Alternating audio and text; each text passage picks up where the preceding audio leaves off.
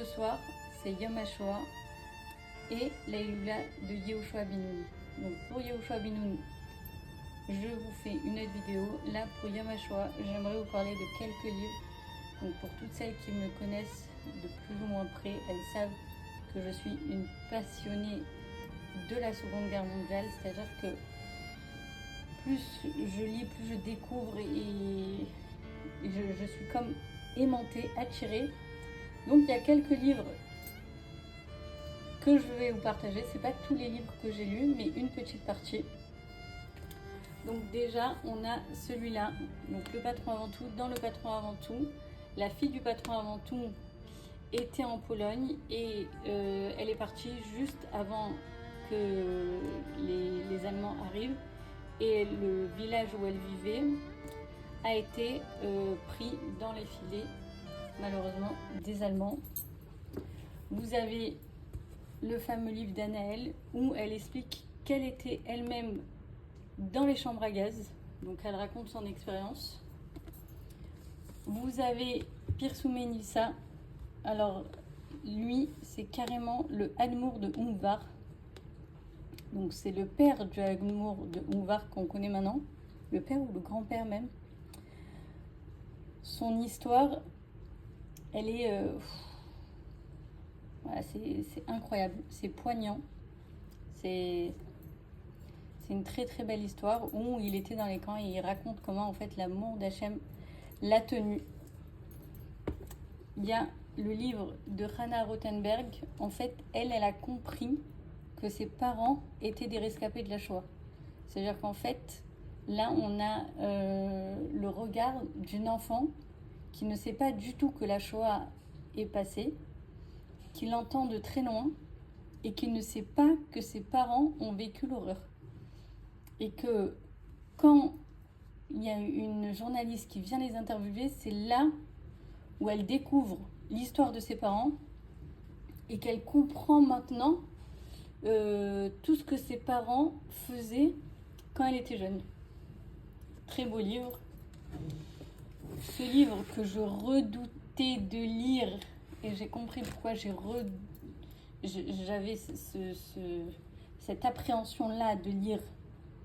D'ailleurs, quand je l'ai lu, j'étais complètement retournée, alors que j'ai lu des tonnes de livres, j'ai vu des tonnes de documentaires. Mais ce livre, il m'a retournée. Voilà, ça, c'est tous les livres où c'est des personnages religieux.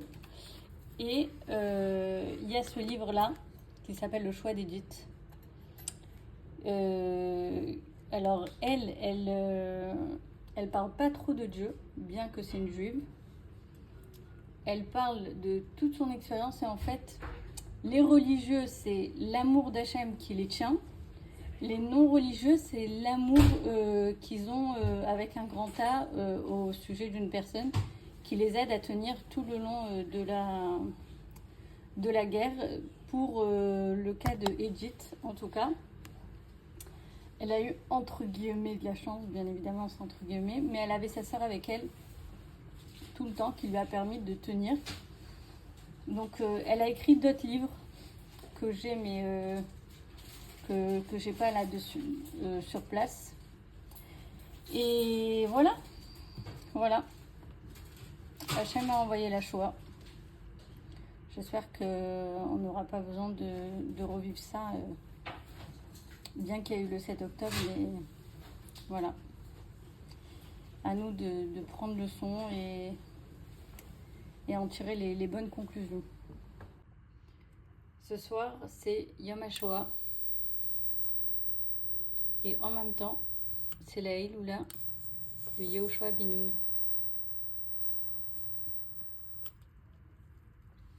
Yom HaShoah, pas besoin d'expliquer plus. Hein. Une tragédie dans le peuple juif.